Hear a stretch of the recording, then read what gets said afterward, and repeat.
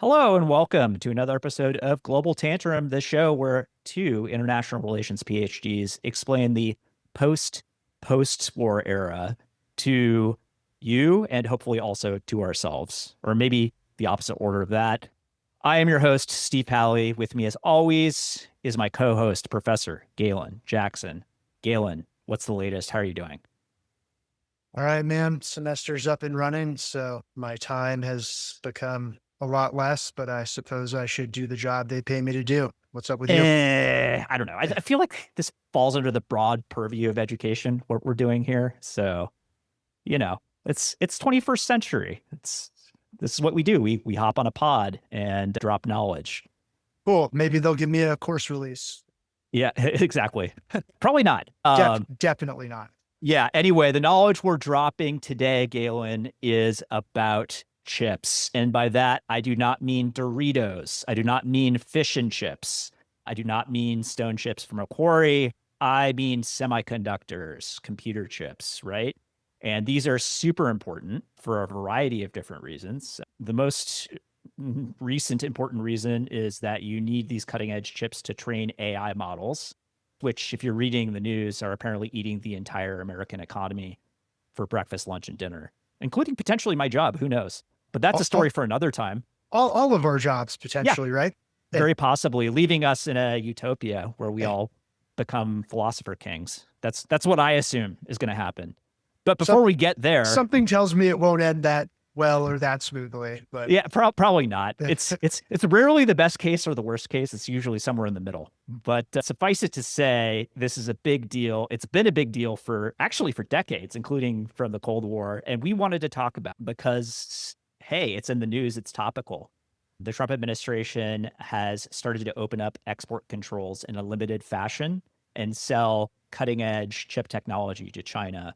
And I think that's really at the crux of the argument, is the geopolitical considerations of doing that. One group of people seems to think that this is a terrible idea. Another, I would say equally informed and intelligent group of people say that it's a good idea. And we'll get into all of that and the geopolitical implications here. But first, maybe we can start with a little bit of history around this topic. well, if you're looking for the history about semiconductors specifically, I think we both highly recommend Chris Miller's book, Chip War. Aside from just being like an awesome sweep of the history, the technology, its military and strategic importance, it's written in a very accessible way. You don't have to be a technical person to grasp it. But the thing that really stands out, well, there's a bunch of things that stand out when you read that book, is just the centrality that the digital age and the computer revolution had in the Cold War and continues to have to this day. And as computing power has gone up and up and up, because what's called Moore's Law has held, and Moore's Law is basically, computer processing power tends to double every 2 years or so. Mm-hmm. And remarkably, I think he made that prediction back in the 60s. That has roughly held up today. We have seen just an exponential growth in computing power, in large part, correct me if I'm wrong, but because you can fit so many more transistors on a microchip than you used That to be is able to. exactly right. Yeah, it's this idea of like transistors are the basic unit of computation. They turn on and off, one or zero, right? And we can now fit literally billions of these things, billions of them at like nanometer scale on these silicon chips. And the suite of technologies needed to do that and assemble these cutting edge systems, which appear in everything from smart refrigerators to drone swarms to, again, the gigantic data centers that train cutting edge AI models. Like basically everything that powers our modern world requires these chips. And they don't necessarily all need to be cutting edge, right? But the cutting edge ones drive the frontier applications, the frontier technologies. But And back in the day, we used vacuum tubes, right. which for a bunch of reasons, not as good as transistors. Yeah, I mean, some of the history that's relevant here, I think, has to do with something called the Coordinating Committee, I think, for Multilateral Export Controls. Mm. or COCOM, as it was called. If people are interested, there was a really nice article written about this in the Texas National Security Review a few months ago. In the interest of full disclosure, I used to be an assistant editor there. Mhm. But basically, what they say in that article is that export controls tend to yield mixed results. And that's for a few reasons. The first, well, I guess I'm going to go out of order from what they said, is you tend to get tensions with allies with Mhm. export controls. The list of what's banned to targeted countries in the Cold War, obviously, that was the Soviet Union, tends to grow. Certain foreign companies might want exceptions to certain rules. If you grant those exceptions, you have to grant them elsewhere. If you really try to enforce these things, allies might get sort of irritated. So it can cause intra alliance tensions. And given that this is a multilateral endeavor, that can be a real challenge. The other one is target countries tend to be able to get access to this stuff anyway, whether that's through intellectual property theft or smuggling or using front companies or whatever. The Soviet Union, the problem was not accessing the technology. The problem the Soviet Union had was that it had a command economy that was not very good at using the technology it got from the West, absorbing it, diffusing it, and innovating out from there. And Miller in that book actually has this really short chapter where he talks about the Soviets wanting to just copy Western technology and how that actually became pretty counterproductive, especially with technology that was advancing so quickly. They were always like 3 steps behind, basically, right? Right. And not generating a culture of innovation or an economic system that was efficient at absorbing this stuff. And that's kind of one of the big themes of that book is, it's not just controlling resources that make these things or, sort of structural factors. It's having the right economic system in place and the right culture of innovation to really be able to build these things out. And It needs to be capitalist and competitive, right? It's like those are 2 really important points that he makes. And if you think about where the technology has gone, it started in the United States, right? All of this was sort of innovated by our companies, Fairchild Semiconductor, Intel, companies like that, starting in the early Cold War and through the 70s and 80s. And then it diffused and to Taiwan, to Korea, to Japan.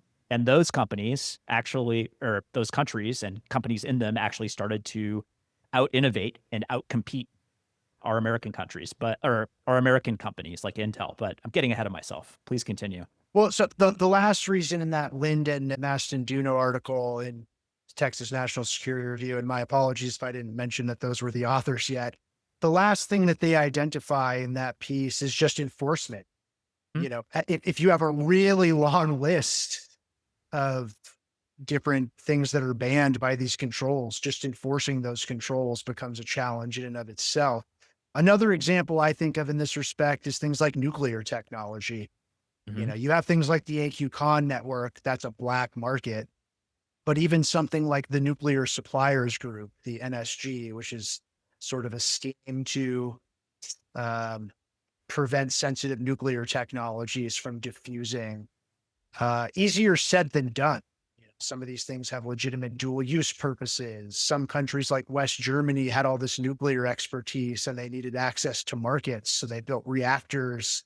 I don't think the West Germans in this case did the Iraqi reactor, but I think it was a French and Italian firms that built Saddam Hussein a nuclear reactor. So enforcing this stuff is really difficult. And so they're kind of saying that COCOM has a mixed legacy. There is a post-Cold War version of this. My apologies if I'm mispronouncing it. I think it's the Wassenaar Agreement from the mid-90s, but that is sort of a lot less effective even than COCOM was. And Yeah. sorry, one more point, and then I'll leave it to you. The last point they make is COCOM has a mixed legacy, and that's under conditions when you would expect it to be fairly favorable to it working.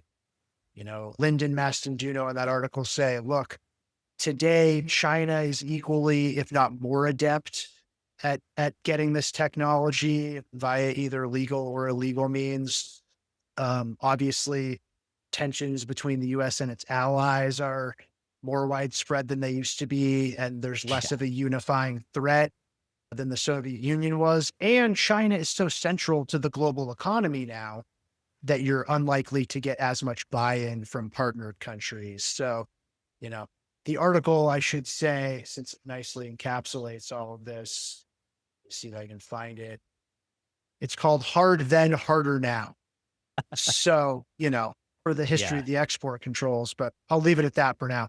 Yeah, so the export controls were on the Soviet Union during the Cold War. They weren't on countries that were part of the US alliance network, including Japan, South Korea, and Taiwan. And lo and behold, guess what? As I said earlier, the technology's diffused to those countries because, they had good technical skills and most importantly, cheaper manufacturing than the US, particularly into the 90s and 2000s when our manufacturing got very expensive. And yeah, companies like TSMC in Taiwan, in particular, started to dominate the global manufacturing of semiconductors, but not just them, also Samsung in Korea and numerous Japanese corporations. And so those three countries account for the vast majority now of the semiconductor manufacturing business, especially Taiwan through TSMC, which accounts for, I think, 60%. It's basically a monopoly or a near And monopoly. and Yeah, 90% of the world's most sophisticated chips. So that's right. I should note that when we say semiconductors, we're actually talking about a suite of interrelated technologies. It's not just chip manufacture, it's also chip design and chip production. And then within the broader aspect of chips, there's different types of chips. There's memory chips, there's compute, which is what you need to like build those custom GPUs that train models, but you also need memory, you need sensors, and the Koreans specialize in memory and they have a, hammer lock on that part of the industry. There's a few American companies that do it too, like Micron, but it's mostly Samsung for the cutting edge stuff. We already talked about TSMC. Manufacturing, especially the teeny tiny cutting edge nodes or frontier nodes, what they're called, the smallest of the small transistors, the most cutting edge chips require something called EUV lithography. And I have no idea how this stuff actually works. It's basically this incredibly complicated machine that is manufactured by a company called ASML in the Netherlands. And it's the only company in the entire world that can build these machines, which are hundreds of millions of dollars each. And if you want to set up what's called a fab or a fabrication location, basically creating a factory for these cutting edge chips, you need tons of these things. So we're talking about like tens of billions of dollars of orders. There's one company that makes these, and it's in the Netherlands, and the Netherlands is playing ball with the United States when it and comes to and each of those machines requires like 500,000 parts to assemble. it's crazy. Um, Yeah. but I mean, I don't know the technicals ins and outs particularly well, but EUV is for extreme ultraviolet Yeah. lithography. And basically my understanding at a very basic level is they're able to use like incredibly precise lasers to like create lattices that can shrink down the size of the, transistors to fit on a chip to just remarkably small levels. And that's Yeah. why they're, able to do Talking this about incredible stuff. 3 nanometers. And I think a human hair is like what, 10 or 50 nanometers That's why that's in. wild. Yeah. And look, like, again, you don't need the best of the best to do basic stuff like automotive chips or chips for your smart fridge or, fire alarms or things like that. And the Chinese have gotten much better at producing sort of legacy chips or legacy nodes themselves. But, that's not where the value is. The United States, meanwhile, continues to predominate in what's called design value. So we have Nvidia, for instance, which, at one point was worth $3 or $4 trillion, I think. Uh, I think that's roughly currently its market valuation. Yeah. okay. It briefly became the most valuable company in the world. I don't know if it still is, but it's because they are the only ones who design these cutting edge GPU units that are used once again to train the models that underpin, for instance, Anthropic's Claude and OpenAI's ChatGPT, which are either steadily or rapidly, depending on what you believe, transforming the global economy. Right? Yeah. So it's But like by that's the where all way, this connects. just because I think it relates to the point Miller makes in that book about a culture of innovation, you might know more about this than I do, but my understanding is like, I think NVIDIA came around in the early 90s, like Yeah. 1993, something like that. And it was designing GPUs mainly for gaming purposes. I Yeah. believe that's And correct. that was basically the case. That was their main market up until about 2013, 2014, 2015, which is when crypto really got started. And then GPUs, they started to design GPUs just for crypto. And then fast forward another 5 years, and they're like, oh, like people need this, like these chips are very good. These GPUs are good at doing a certain type of math that is also used for model training and neural networks. It's basically like matrix inversion, right? Like and that's it's for, just massive statistical operations basically. And what these models are massive sets of parameters. So 100 billion parameters, which are basically just sets of numbers that dictate how the model responds to a certain input, right? We're training brains, is what we're doing. And the more parameters you have in one of these models, the harder and more energy it takes to train and more data it takes to train. But it's like if you have these cutting edge GPUs with the tiny, teeny, tiny chips, they're a lot more efficient at doing this than GPUs with the larger chips. So it's like you can technically still train these frontier models with the old chips. It just takes way longer and it's way more expensive. They're not as efficient. So it's a major sort of competitive disadvantage. Yeah, and Um, I think it might have even been our first episode. We did an episode on DeepSeek at one point about a mhm. year ago. Yeah, that was a while ago, but yeah, And the breakthrough at the time had to do with basically how that Chinese firm kind of did an engineering workaround. But I that's think right. people at DeepSeek have even said, like, look, our biggest challenge going forward is going to be having access to high end chips. A few more points just to like illustrate how important this technology is. You mentioned AI, and many people have said whoever controls AI and will control the future. A number of world Hmm. leaders have made comments somewhat to that effect. Look what happened during COVID when global supply chains got disrupted.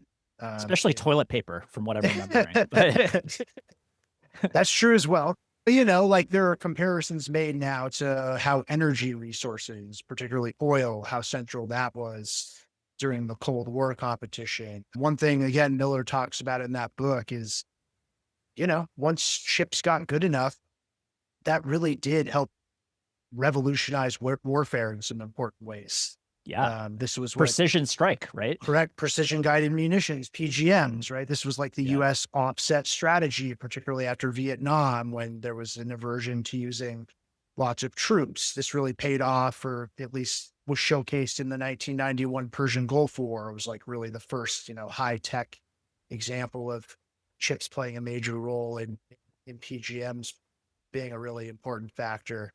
So this is all to say the decision by Trump, and if I get the exact chips wrong, I apologize, but it's a little hard to keep track. At the outset of his second term, looked poised to take a very hard line toward China on really cutting off their access to high end American chips. And the US is in a good position to do that, as you said, because it kind of controls the front end of the supply chain Yes. and does all of the kind of software that designs these things. He kind of reversed course starting last summer when he allowed the release of, I think it's H20 chips. H200, I believe. Well, that was the more recent one. I, th- Oh, I, okay. Got I it. think in Yeah. December, which was an even bigger, I think H200s are something like 6 times as powerful as the H20s. Yeah. But even the H20s, and I'll defer to your technical expertise here, that was kind of a workaround by NVIDIA to avoid triggering US export controls because while they didn't have, incredible processing power, they did have high bandwidth memory or Yep. HBM. You're right. Yeah. Oh, okay. It's they do so NVIDIA developed the H20 specifically to comply with the limits in those export controls. They're like, okay, so we can't sell the good stuff. We're just going to give you the crap. Well, so this is where I'm going to defer to you, though. My understanding is the reason that China was interested in those chips is because this HBM does allow for inference. And I'm going Yeah. to let you explain what that means. But really quickly, Ben Buchanan had a good article on this in the New York Times, worked in the Biden administration. I think now he's at Johns Hopkins, saying that as of this year, most projections are thinking, most of AI's needs are going to be 70% inference. And so, Yes. even if you're not getting better chips, which then just in December, Trump allowed for the H200s to go ahead, that's a big deal. But I'll let you Yeah. explain what inference means. We talked a little bit about model training, which burns just massive amounts of data, burns chips, and like also importantly, it burns electricity and water in like tremendous amounts. Because what you're effectively doing is you're just burning all these resources to train a new brain. And some would say a new super intelligence, right? In terms of like some of the capabilities of these models these days, right? So that's one piece of the puzzle is actually building the brain, training the brain. Then there's the second piece, which is inference, which is asking the brain questions. So this is when you are conversing with the chatbot or getting the LLM to do something, providing it with commands or prompts. That's where inference comes in. That is the process by which instructions flow into the brain, go through the brain, and then come out. They spit out an output, whatever that is, which is increasingly like autonomous behavior or agentic behavior. So would you say that, I forget where I read it. I should probably shout it out, but basically that like it's called inference because that's a decent analogy to human inference that Yeah, if the training is one thing and that's seeing data sets over and over, so that's data it's already seen. Inference involves making inferences about data judgments. data it has not seen before. That's exactly right. Okay. Yeah, it's how does like where does this prompt land in your brain in this gigantic memory space that's been constructed out of like all of this math and all of this data? It's like it's positioned somewhere, and then you get a probabilistic response as a result of that. And that takes energy too to basically run instructions through this brain, but it's nowhere near as much energy or as much computation as is needed to create the brain in the first place. And it's kind of like you think about human beings, it kind of makes sense, right? Think about all the energy, all of the years of growth and process that goes into forming somebody's mature personality and skill set, learning new things, right? It's like that takes a really long time. We went to graduate school for far too long in order to learn Far whatever it too is we long. know. Yeah, whatever it is we know about IR. But now you can ask us a question. It's like, oh, I'm kind of hungry. I'll just eat an apple and I'll have enough energy to like answer your question. It's like maybe the answer won't be very good depending on what the topic is, because I don't remember stuff that well anymore. But yeah, it's like that's the analogy. That's Okay. inference. And yeah, it's but the race right now is not so much in inference, it's in extending the capabilities of those brains. It's in building bigger and more capable brains. That's what all of these frontier labs, Anthropic, OpenAI, Mistral, Grok, God help us, so on. Yeah, they're all racing to develop super intelligences. I'm only asking you about it because at least that article I referred to by Buchanan was saying inference is becoming increasingly important in It is. in AI use cases. So, It these totally is. Yeah, and these and are that some. is Go ahead. that's how you develop the products that people actually want to pay for, which is still kind of a weak spot for these companies. Yeah. It's like, yeah, I can talk with a bot. It's like I'm getting better and better answers. That's cool, but like, what does this do for me? How is this just not just a better version of like what Google's been doing for 20 years? Like it needs to do stuff, and it can do stuff, but it's like that needs to be inexpensive for me to run so that I can make a profit on it. None of these companies are profitable. Well, I'm going to leave aside the whole question of whether this technology actually will prove transformative, since I've had enough of those arguments offline as it is with Uh-huh. people. Want to have Um, one right now? no, no. Okay. But, for the sake of argument, I think it is generally the consensus that AI in geopolitical and military terms is, if not Big deal. the one of the, biggest technologies of the future. Well, It is just look at what's happening in Ukraine right now. It's sure. like, yeah, it's like we're using these drones that are increasingly automated on the ground, in the air, and in the sea on both sides now. It's like, yes, we have drone operators, but the drones themselves and then the logic they use to identify targets. Yes, and we talked about the potential for autonomous drone swarms, and this is Yeah. like getting baked into war plans over Taiwan and things like that. But point being, it is somewhat puzzling that Trump has lifted these restrictions, and we'll talk Hmm. about why we think he may have done that. But the H-20s were one thing. Hmm. Um, again, because they had this high bandwidth memory that allowed for inference, people were, the Hawks were bent out of shape about that. The H200 is a significantly more advanced chip, which he is now allowing to go through. It is not the highest end chip that NVIDIA produces, which I believe is called a Blackwell chip. Those are That's right. still, you can't sell those. But given the broad sweep of the past decade or so, it was kind of Trump who first pioneered this whole strategy of leveraging Hmm. US dominance of the front end of semiconductor supply chains as a weapon, right? He Hmm. targeted Huawei and ZTE, two major Chinese companies, starting back in 2018. Biden actually kind of expanded on some of these things, both with the CHIPS Act in 2022 and by adding further export controls and doing extraterritorial export controls, which is Hmm. essentially a secondary sanction on technology, which is to say, the US telling other countries you can't sell any products to China that have any element of US technology baked into them. This is Um, bad for allies, as you were saying earlier, right? I mean, it certainly causes tensions between them, right? Yeah. Particularly if it comes to be perceived that what the United States is trying to do, and again, Lyndon Mastanduno talk about this in that article I referenced, for goals that are not necessarily related strictly to national security policy. So, Hmm. what we have seen the US government say things like, there should be sanctions on these things or export controls on these things because of what China is doing in Xinjiang.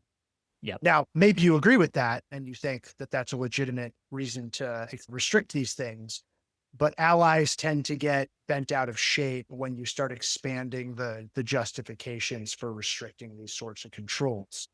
And as you said, many of them, like the Netherlands with ASML, were willing to go along with some of these controls for a while. The British also sort of agreed not to include Chinese technology in their 5G network back in Right. 2018, I think.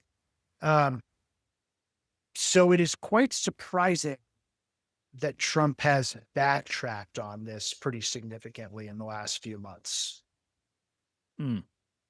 Yeah, it is interesting, and it's like, why would they do that? One theory is that Trump is tight with the leader of NVIDIA, Jensen Huang, and we've seen that personal relationships certainly can drive policy in the Trump administration. We've seen that a lot in a lot of different areas, so that's one reasonable theory. Another theory is that the US government is now getting a cut of every sale. A quarter. Yeah, 25%, and it's like, that's a good amount, and I don't know what kind of precedent there is for that historically. It's been a while, certainly, since the US, like, conducted state capitalism in that way, if it I'm ever not sure has. either, but I mean, he also bought a portion of Intel, right? Yes, Intel's been partially nationalized, although like, that's probably not the right word for it.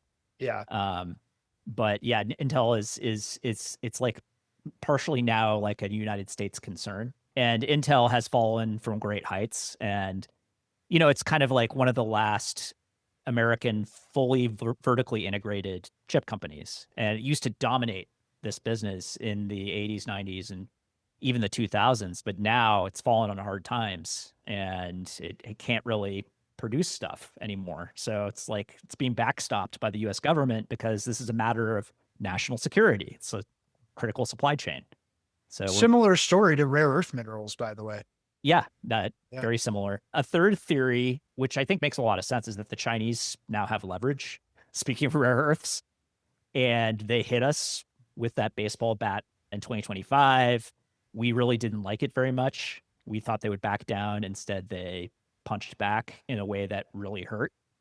And so now we have moved from the coercion phase towards a little bit more of a bargaining phase when it comes to this stuff. A fourth theory, which I don't discount, I don't think it's what's going on here, is that there are some enlightened reasons to try to keep the Chinese hooked on American technology to some extent. If you choke it off, then they have an enormous incentive to develop their own indigenous stuff. And in fact, that's exactly what they're doing. They're having trouble getting a handle on the most cutting edge stuff, especially because they don't have access to those, magical machines that create the sub 3 nanometer processes, right? Nodes. But they've gotten a lot better at the cheaper stuff. And it's kind of like only a matter of time before they figure out the other stuff because China's industry, manufacturing, and scientific establishments are all world class. They all rival the United States if they don't actually exceed them. They certainly exceed them in manufacturing at this point. They don't exceed the Taiwanese and the Koreans and the Japanese, the sort of extended Asian American alliance network, but they certainly put the US to shame at the moment, although the US is trying to catch up through industrial policy. But if we provide them less of an incentive and keep sort of trickling out at least some of this technology, it might slow them down in the long run and keep them a little bit more vulnerable. That's what some people think. So Other people this are is like, why, yeah, yeah, I think this is why like the Cold War analogy I kind of liked here, which is, I think it was Scott Kennedy wrote a piece on this in Foreign Affairs soon after Trump got elected, saying that like this whole export control policy that the United States has been pursuing toward China for the better part of the last decade has backfired because it has incentivized Chinese innovation. China now has SMIC, I think it's a Semiconductor Manufacturing International Corporation. As you said, it doesn't make nearly as high quality chips, or I understand as many chips. This was something that Buchanan, he co-authored a piece with Dario Amodei, who's yep, CEO of Anthropic. mm-hmm, I think NVIDIA and US partners make something like tens of millions of chips. It's orders of magnitude more than what China is able to produce. And those chips tend to be at best 60 to 70% as powerful. A lot of these chips do things like run dishwashers. right. Um, And, and which we need, by the way. We need those Chinese totally. manufactured dishwashers. But Oh man, you want to talk about something that would just like completely set my life back. yeah, Like, and you don't even have kids. yeah, oh man, I don't, but that's one of those ones where like, I don't know if it's lifestyle drip, but I could not go back. No, no. Forget about it. So yes, I don't mean to disparage dishwashers. I'm quite a big fan of dishwashers. That digression aside, the question here, the key question in my mind in this debate, right? Like, because the Hawks are saying, what are you doing? Whatever, you're getting a 25% cut. You should not be putting a price on American national security. The concern is China is going to be able to take these technologies, innovate out of them, maybe leapfrog the United States, at a minimum, use them directly to do things like strengthen the People's Liberation Army, Right. or boost its economic power. This is the most likely US rival going forward. These are the concerns. On the other side, if you're going to totally try to choke China off, it will innovate its way out, and that's not good either. The critical difference I draw here, and the reason, leaving aside whether these controls will work, would sort of support the Buchanan Amodei position, is China is not the Soviet Union, as we have been saying, Not even and close. is in a much better position to leverage that technology in order to make bigger strides because of the nature of its economic system, and its economic heft. And, Yeah. it's also been able to do things for years, like foreign companies had to share IP if they wanted to operate in China and have access to the Chinese market. The Chinese government's a lot more adept, I think, at not only getting these technologies, but absorbing them and then applying them in innovative ways to produce China's own technology. Look at the story of Huawei. Mm. I think Lyndon Mastandino raised this in their article. Like, people thought Huawei was down and out when Trump first targeted that company in 2018, and they've rebounded quite nicely, Oh, um, yes. by, doing things like building their own operating system such that They had they're to do it, and they did. Another example is like, well, not so much of like innovation through like being forced to, but proximity to Tesla. yeah. Speaking of technology transfer, like Tesla was led into the Chinese market, and now there are plenty of Chinese EV manufacturers that are out competing it in its own market. BYD, right? I Yeah, mean, the only reason they're not doing so well domestically in the United States is they're not allowed to sell those cars here. But 100% tariff, but they're coming into Canada now. And the Canadians are going to see exactly how good those cars are. By all accounts, they are both better and cheaper than anything Tesla could make. certainly cheaper, right? And Yeah. I think Elon Musk at some point like poo-pooed them saying, "Have you seen their cars?" And that was not that long ago. Yeah. So But that's an example, you're right, of leapfrogging an American company in this yeah, area. I have seen those cars and they are quite nice and they have some amazing innovations. And it's like, oh man, like these guys are legit. Yeah, like say we can say a lot about the People's Republic of China, but one thing we can be confident of saying is like to a certain extent they have figured out state-supported capitalism in a way that I don't think anybody else has ever, and it's producing some pretty amazing results. Obviously, some pretty bad results too in like real estate and things like that. Sure. But when it comes to technology, it's like, yeah, they're right with us in a lot of areas and ahead of us, certainly A- in some. and again, not to beat a dead horse, but the significance of the Chinese economy in the global economy today is vastly different than the Soviet role That's during the right. Cold War. And that gives China leverage, not only in things like rare earth minerals, although it certainly does that, but like they can leverage access to the Chinese market. They They are do. They coerce countries all the time.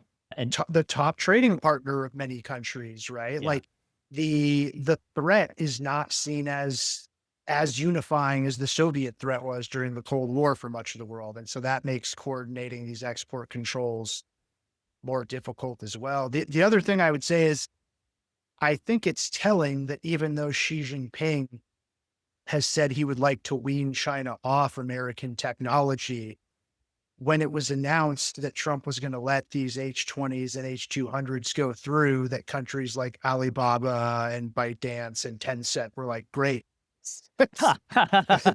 wonderful. Yeah. So that's interesting and important. Yeah. And your point about China not being seen as so overtly threatening. I think plenty of countries see China as threatening, especially its neighbors. But you also have to consider it in comparison to the United States. And if the United States starts to behave in a more overtly threatening manner, which it has globally, that makes the Chinese look better by comparison, even though they're still doing a lot of the same stuff they've always been doing, right? Yeah, and I didn't mean to say there aren't countries that are very concerned about China. There Yeah, obviously yeah, are. I mean that I think the Soviet threat had a more unifying effect, at least on the US and its alliance system during the Cold for War. sure. They were an obvious and overt military threat in a bunch of different directions, and they had a lot of armies and a lot of nuclear weapons, and more than we did. So that was a big problem. Yeah. China's gotten into it with India. They've gotten into it with the Philippines, Japan, not so much Russia, although that will happen probably sooner or later. We've talked about that. But really, most of their aggression is directed at Taiwan. And I think a lot of countries can live with that. Some certainly can't, such as the Japanese. We've talked about that too. The United States may or may not be able to live with it. We'll see. Okay, back to chips. What do you think we should do Oh, given the situation on the ground? I I think this is a tough one. Uh-huh. Okay. Like I actually Okay. think, well, in multiple, I mean it both in terms of like you could have good policies and still not get great outcomes. Of course, And yeah. it's unclear to me like what the correct policy is here. Now, my intuition, and this is not my wheelhouse, but my intuition is it's worth keeping some of these export controls in place. Mm, And I thought that the article I've alluded to several times in TNSR, I kind of agreed with their conclusion, which is like you need to have a fairly narrow set of like very sensitive technologies. Like that seems doable to me. Jake Sullivan, Biden's national security advisor, said something like a very high wall around a relatively small garden. I think that makes mhm. sense to me. So I think Trump opening up the export of these sophisticated NVIDIA chips, even if they're not the absolute top of the line, doesn't make a lot of sense to me. Okay. Um, that said, I defer to Miller here as the expert on it, exports on the Expert on mind. exports? Yes. He said something to the effect at one point of like, look, export controls can kind of like throw sand in the gears. And Mhm. that's worth doing, I suppose, but like it's not a silver bullet. And fundamentally, I think what will make more of a difference here is coordinating with other partners in the supply chain Mhm. in ways that work for everyone. I don't always think allies are necessarily an asset. In this case, they very much are, I would argue. Mhm. Not having to do things like secondary sanctions and extraterritorial export controls is probably for the best over the long term in terms of holding a coalition within the supply chain together. I'm going to bracket Taiwan for a second, both because Yeah. we have talked about it before and because that raises all sorts of other questions. But the other thing I did want to say, there are some sensible, largely like domestic policies that you could pursue. So Mhm. the CHIPS Act is having kind of mixed effects in terms of how it's going right now. The New York Times did a good podcast on this a few weeks ago of like TSMC is building out the fab in Chandler, Arizona, and that's not going great for a bunch of reasons. But I do think doing some onshoring and friendshoring makes a lot of sense in this respect, even if it's expensive, given the importance of the technology in question.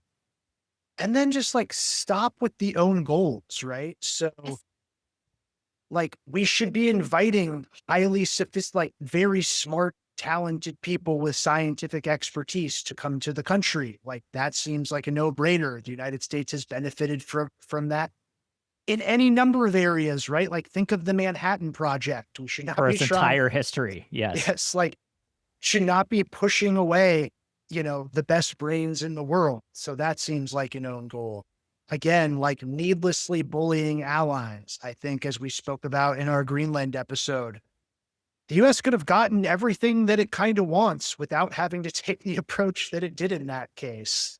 Mhm. Um, and then, one point, I'm getting a lot of this from an article by Andrew Kennedy in the Washington Quarterly last summer. It's like, it's easier to attract investment if you have stable democratic institutions.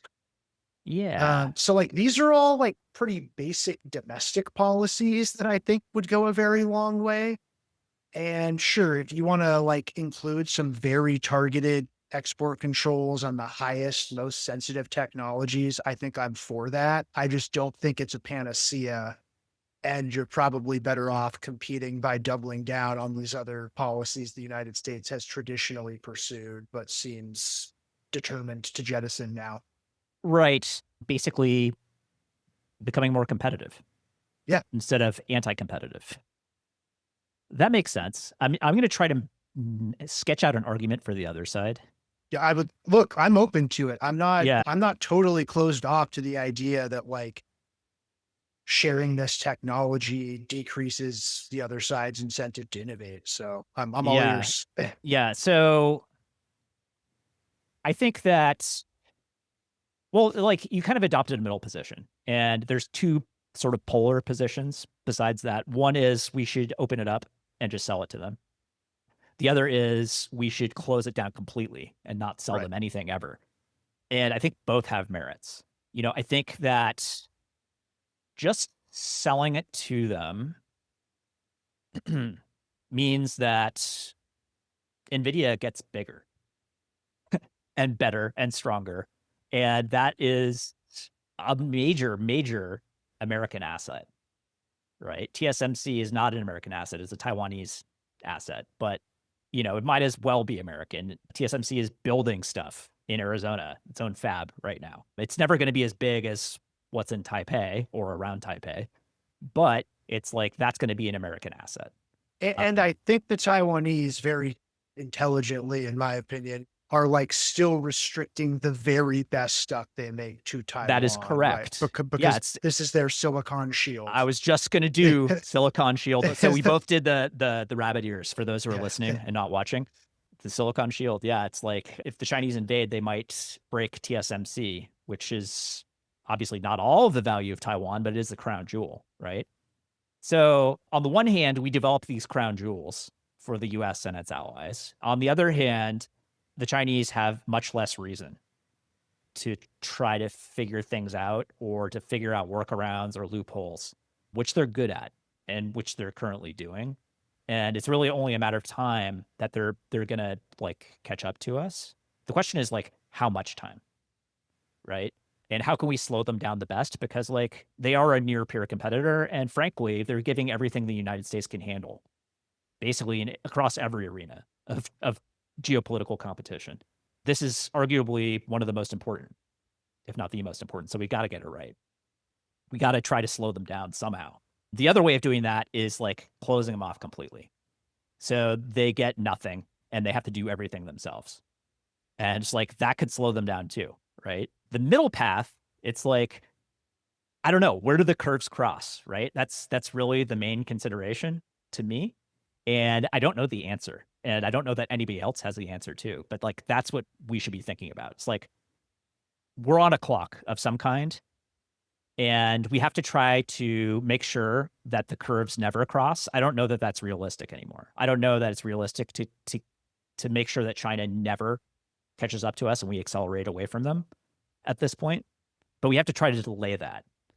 And the policy has to be geared to do that. And I don't know that it is right now.